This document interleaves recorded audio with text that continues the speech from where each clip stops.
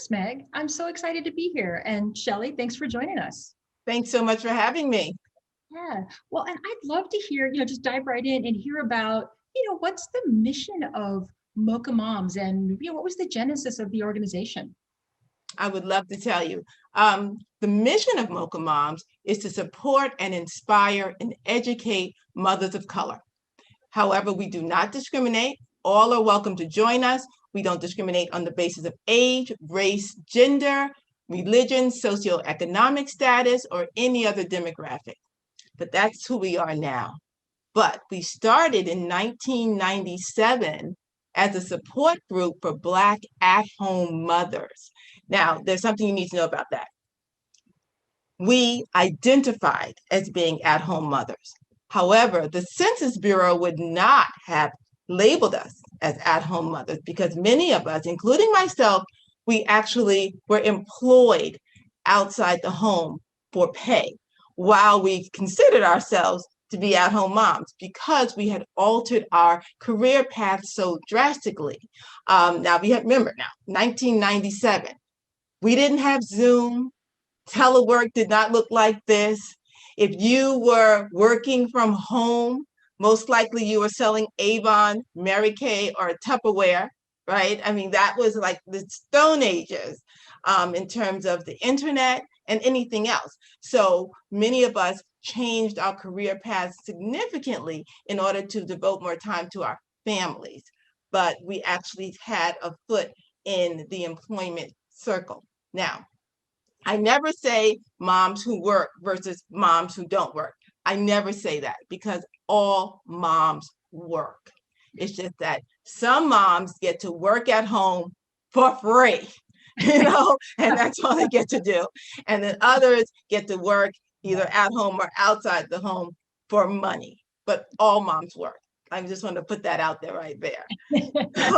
I couldn't agree more. And I felt like you actually started talking about sort of how you're, in your role as mom, I mean, your career can just evolve in so many different directions because you're trying to balance everything. So I'd love to hear more from you, about how Mocha Moms supports moms as they go through those various transitions and their kids get older and you hit, what you think are going to be easier stages, but sometimes aren't.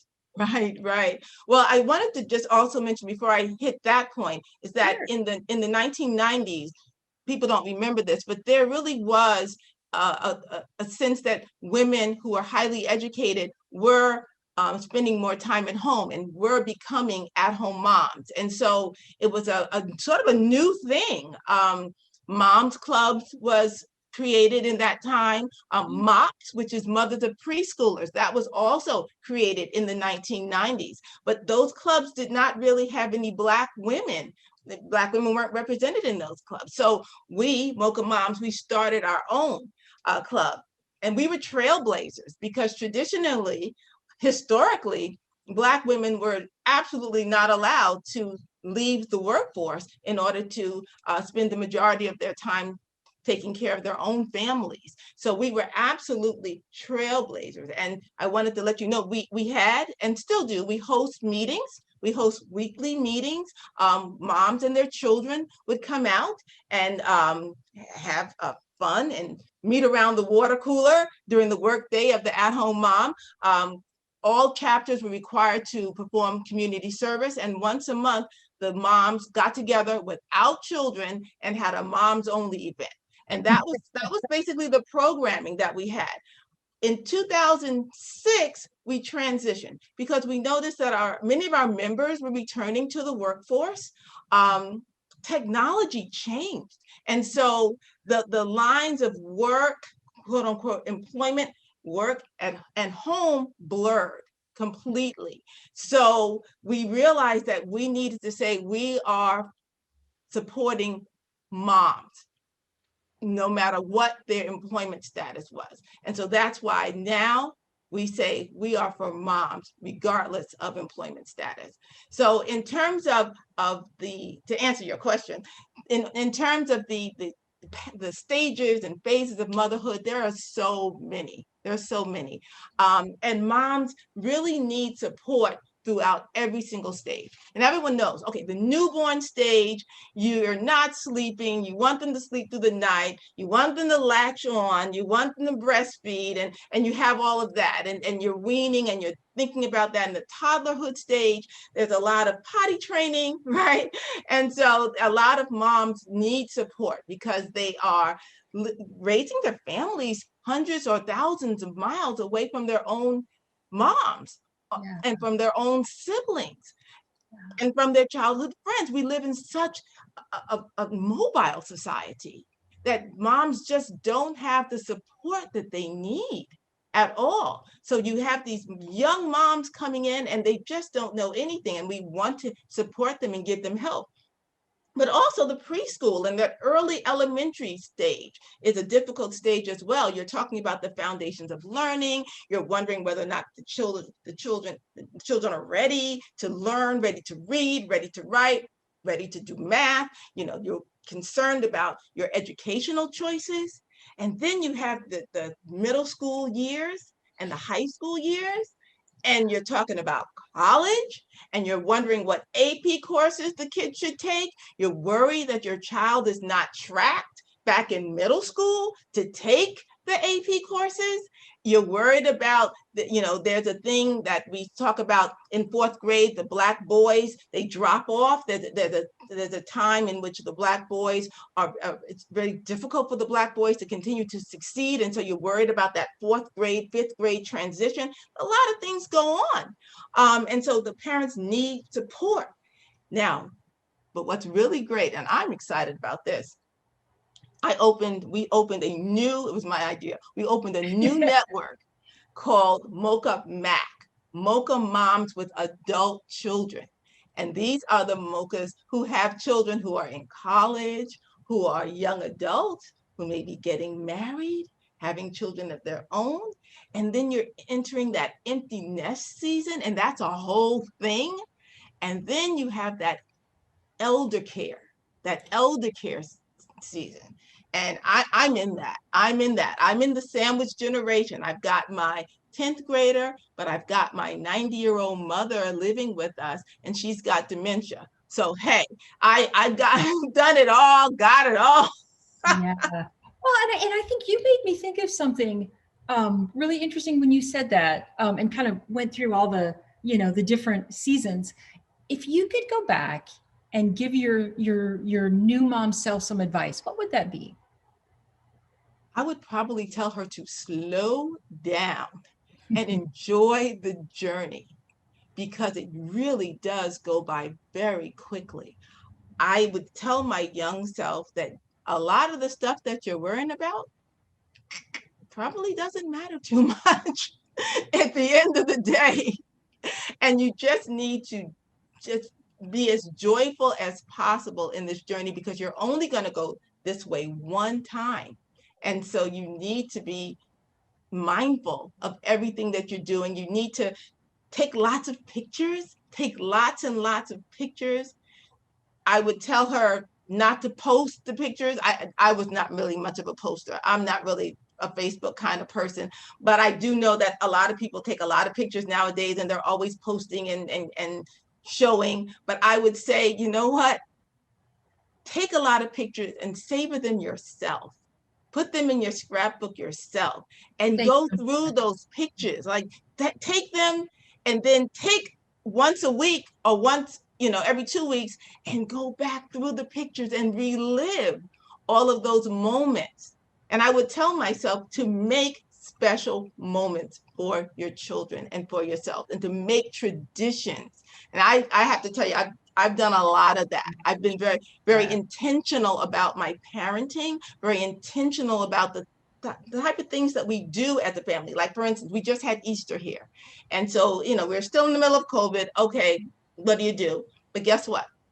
We still dyed Easter eggs. We decorated Easter cookies. We still made an Easter cake. And my oldest is 27 years old. and guess what? He didn't have a problem with it. He had a good time with it. Do you understand what I'm saying? So you really have to build community, and make sure as you're raising your children that the children feel a sense of real family. Like, this is what we do. This is how we celebrate. So that way, when they're 27 years old, they're not going to suck their teeth and roll their eyes and say, what? You want me to help dye eggs with my little sisters? Are you kidding?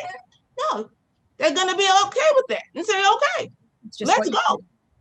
Yeah, I love it. I love it. And you alluded to something about the different networks within Mocha Moms, and that was something that I was really, I loved, because, you know, as you said, you know, you're representing so many different people, and, you know, we're all going through these transitions, but I'd love to hear more from you about specifically the different networks.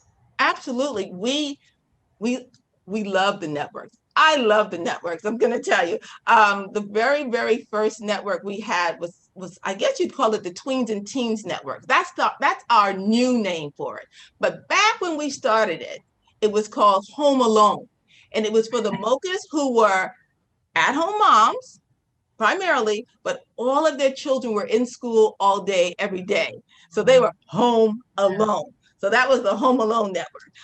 We have the Military Moms Network. We have a Homeschooling Moms Network. Again, the Tweens and Teens Network, and that sort of transition from the Home Alone to Tweens and Teens, and that's for fifth graders, kids, moms of fifth graders through 12th graders. We have Marriage Support.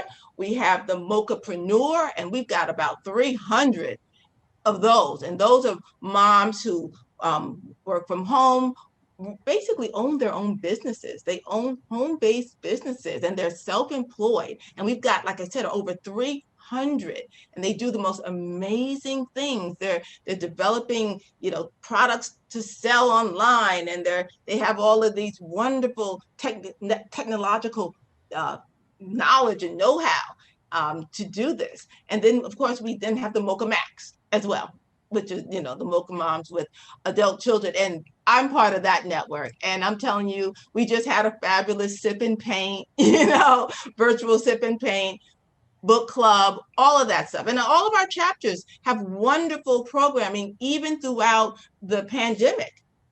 We have virtual programming nationally, and our local chapters have lots of virtual programming, and we're really proud of that. So we've kept our moms very engaged throughout the pandemic. Like, for instance, some of our virtual programming has been homeschooling while teleworking. That was a very popular one, right? Yeah. We did something called finding your balance as a mother. That's another thing, trying to figure out balance. We did a fantastic virtual cooking class. We had a chef that came in, and the Northeast region hosted this, and she was fantastic. She was a Haitian woman, and she taught us how to cook curry chicken. It was just like amazing. And we did it all virtually, and it was so much fun. We've had self-care sessions. We did meditation. We did food and nutrition and exercise. All of these things done on a virtual platform. And so we've kept our moms engaged. So if you're interested, if anyone's interested in joining us, www.mochamoms.org is the way to reach us. Yeah. Wow. And people, I think right now need that more than ever. And I'm curious, you've talked, I mean, obviously this is a group organization, but is there one-on-one coaching as well as group coaching? Or just we group? No. I mean, we don't really have one-on-one coaching per se, but we have our president, and we have our leaders with the chapters. And when someone's having a problem, if someone's having an issue, they reach out. The moms reach out and mentor each other. Yeah. So it's not an established coaching type of situation, but it's a sisterhood. And so the sisters take each other by the hand. And if one is having a problem, if one is having marital issues, if one is having a problem with the child, either in school or outside of school, if someone's having an issue, there's going to be someone to walk alongside that mom. Because the thing about it is, and this is my belief, no mom should have to fumble around, because another mom, an older mom, has already walked that path. So why should any mom have to fumble when someone has already laid the groundwork? And that's one of the reasons we started the Occupy Schools initiative. That was something that we started back in 2012. And the genesis of that is that the Department of Education did a big study, groundbreaking study. The Office of Civil Rights released it and basically said Black and brown children were being expelled at an alarming rate. They were being suspended. Even the preschoolers were being suspended, and just basically Black and brown children were not getting taught by teachers who were well-trained. They weren't given access to challenging courses. And this was just groundbreaking in 2012. And so I was on the call when this was released, and I said, we've got to do something. So back then there was Occupy Wall Street. So I said, we got to occupy these schools. We got to get in there and occupy these schools. And so what this has transitioned into having a mandate that every single chapter, every single year has a school fair.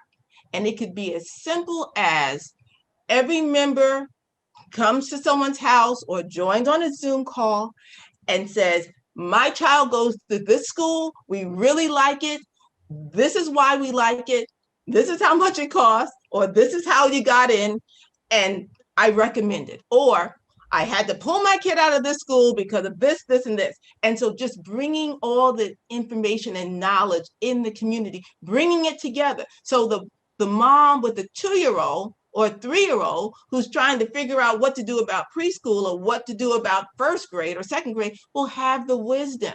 So it could be as small as that. But many of our chapters do these huge school fairs open to the public. Many private schools and charter schools and public schools come to our school fairs because they know they're going to find a bunch of Black moms there, and it's open to the public.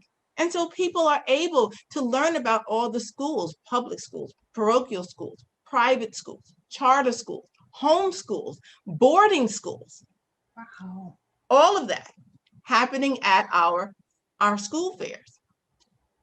That is fantastic. It's all about supporting. It's all about supporting each other, because we live in a mobile society.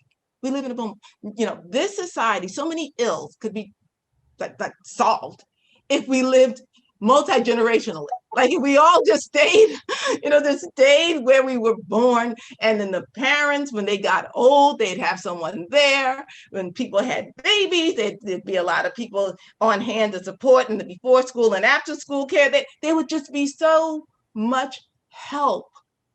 But we don't live that way in America.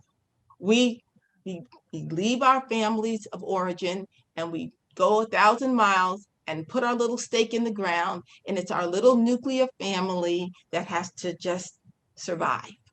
That's what we do.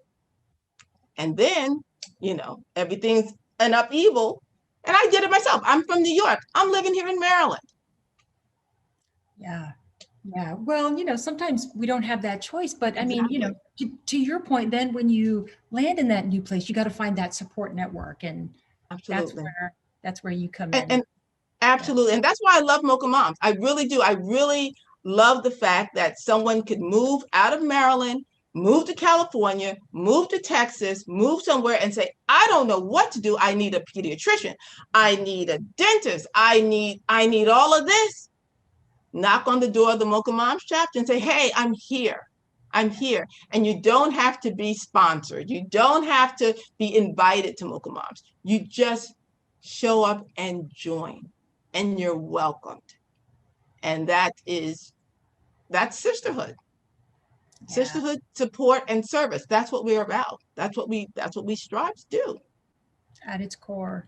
So, and I think you touched on this a little bit, but I'd love to hear if there's more about how Mocha Moms advocates for Black families nationally, if you do. Absolutely. I mean, we believe in education.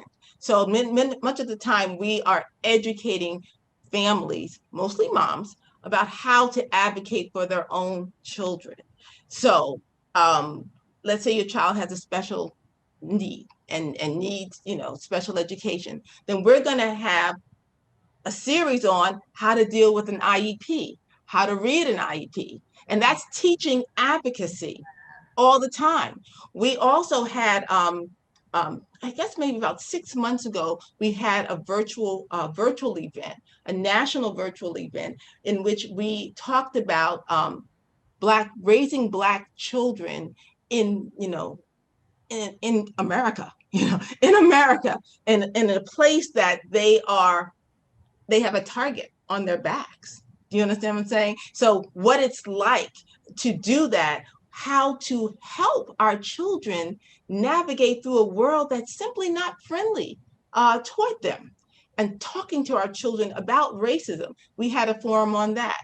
So that's how we advocate. We teach self-advocacy for the moms so they can advocate for their own families and for their own communities. And that's a lot of what we do in terms of advocacy. That makes a lot of sense. And I was also interested, especially just given the timing right now, and you touched on this, the transition of work and the blurred lines between working and being at home. But are there things that you think, corporate America or, the working world could do to, sort of better support working moms? Well, and that's a big question, but employ, you mean, okay, because all moms work, moms work. Yeah, that's all fair. moms work. So very well, yeah. So what could corporate America do to support the moms who are employed in corporate America? Yes. Yeah. Okay. You know what? That's a really hard question, because corporate America exists to make money. It exists so that the shareholders get a profit. And so sometimes it's really hard for companies to say, you know what, we need to serve these shareholders, but we can't kill our employees at the same time. So what corporate America could do is to strive for a balance, to strive, give more flexible hours. You know what I'm saying? Like this 9 to 5 notion. Well, where did that come from? You know what I'm saying? 9 to 5? Well, schools aren't 9 to 5. They're not 9 to 5. So how about a flexible workday? Start anywhere from 6 a.m. end anywhere to 6 a.m. to 6 p.m. That could be a flexible work schedule, flexible work time, because people could then take care of their children and get them to school in the morning. You know what I'm saying? Or be able to pick them up in the afternoon, maybe start really early and be able to pick them up right after school and take them to violin practice or take them to basketball practice or soccer practice right after school. Like flexibility is needed so these parents can figure out how to best serve their families, because we have nuclear families. And so you've got a mom or a dad or just a single mom trying to figure it out on her own. That's tough. So what's needed is flexibility and more telework. Yeah. Well, but I feel like we sort of got some of that over the last year. And I think for a lot of moms, it's not working so well. It's almost like they've taken on more. Well, that's right, because they now are teachers too. See, that's the problem.